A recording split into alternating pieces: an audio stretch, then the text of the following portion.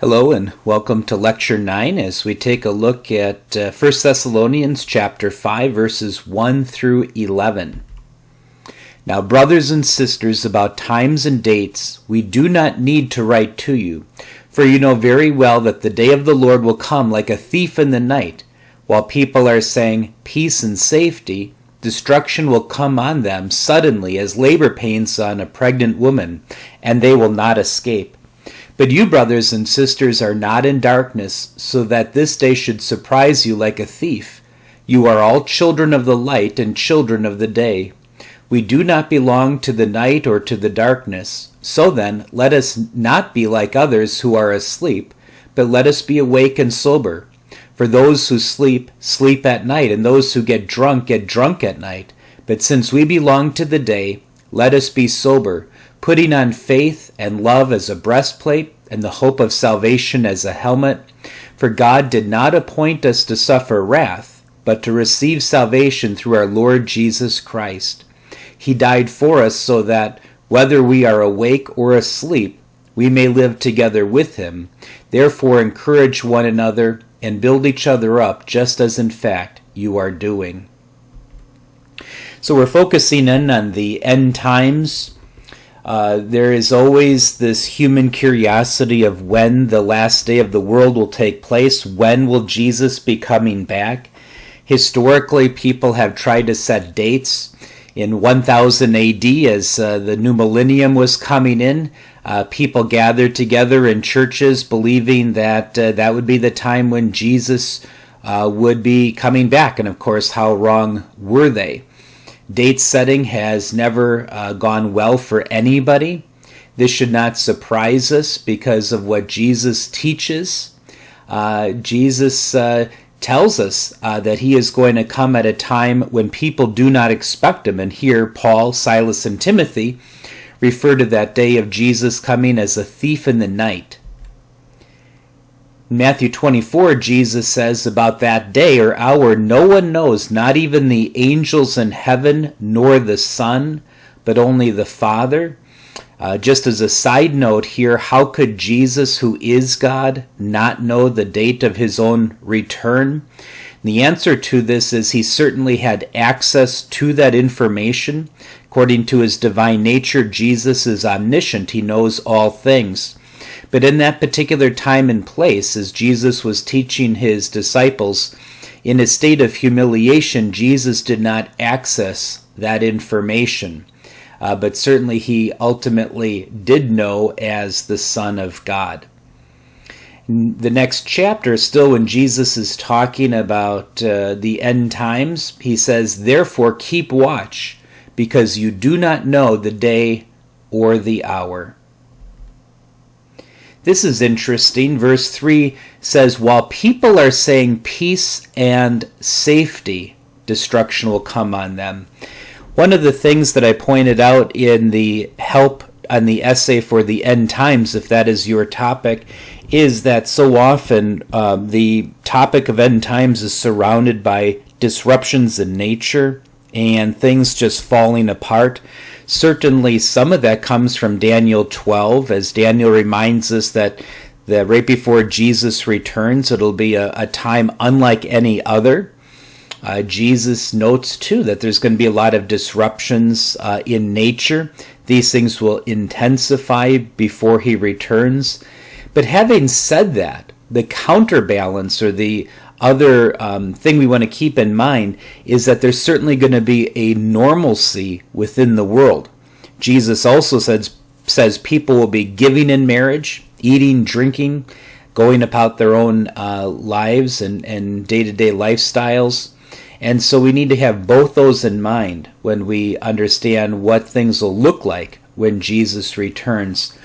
But I want to tie this idea of peace and safety. What exactly is that message of peace and safety? Where is that coming from? Well, I'll give you a few different ideas. The first one is, this might take us right back to the prophet Jeremiah. Jeremiah, of course, prophesied right before the fall of Jerusalem. He was an older contemporary to the younger prophets of Ezekiel and Daniel. In Jeremiah's lifetime, there were false prophets saying nothing bad is going to happen. God is not angry. And they were saying that in the midst of a culture of rebellion against God.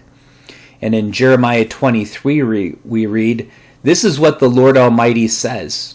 Do not listen to what the prophets are prophesying to you.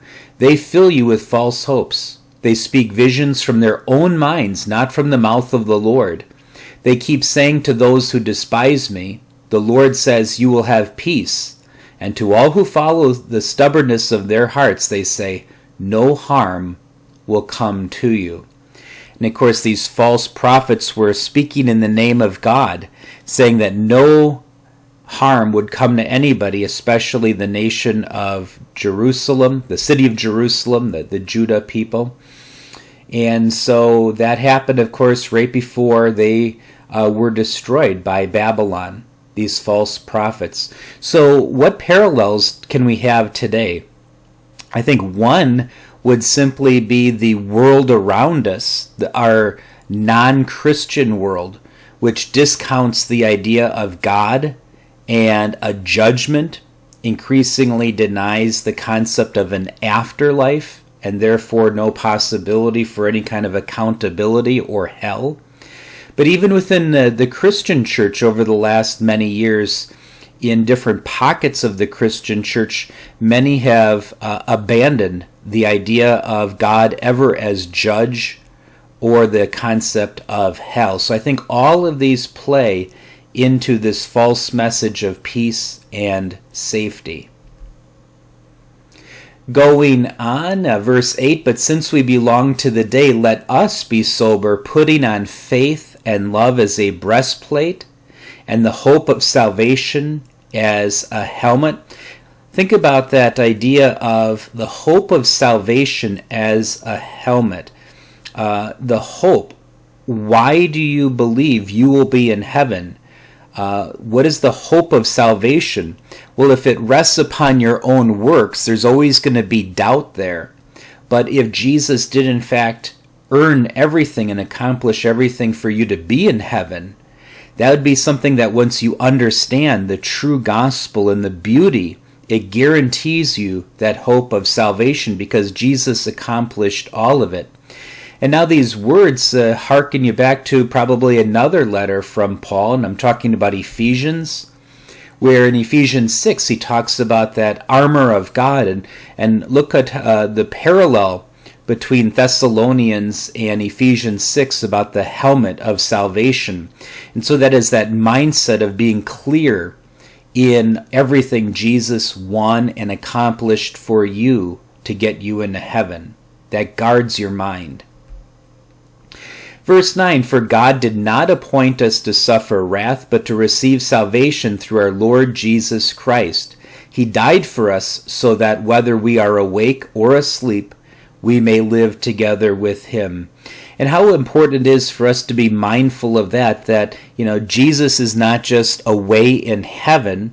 Yes, obviously he is in heaven, and we are awaiting his visible return, but God is always with you. God is with you in his word. God is with you in the sacraments. God is with us in our hearts. We have the Holy Spirit.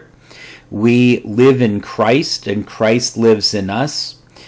We are the branches, but he is the vine, and so we are with him in a very special way now and certainly when we die. And what an important idea to share with others as we encourage and build each other up, and how important that is during this time of the coronavirus, as people still are undergoing a lot of anxiety and wonders about where their eternity is. So, some questions for us. 1, would you agree that most talk about the end times focuses upon great upheavals in nature and politics, but overlooks the normalcy in everyday life? 2, no one likes to preach about or talk about hell. I know I don't. Today we live in a time when even many false Christians have totally abandoned any idea of hell. So hellfire and brimstone can never be the focal point of our Christian witness and message. You can never scare people into heaven. The center of our message must always be the gospel. But having said that, what dangers are there about never speaking about hell or judgment?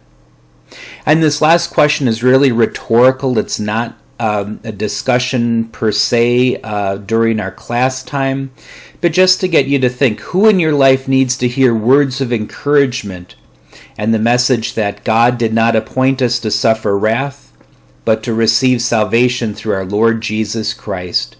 He died for us so that whether we are awake or asleep, we may live together with Him.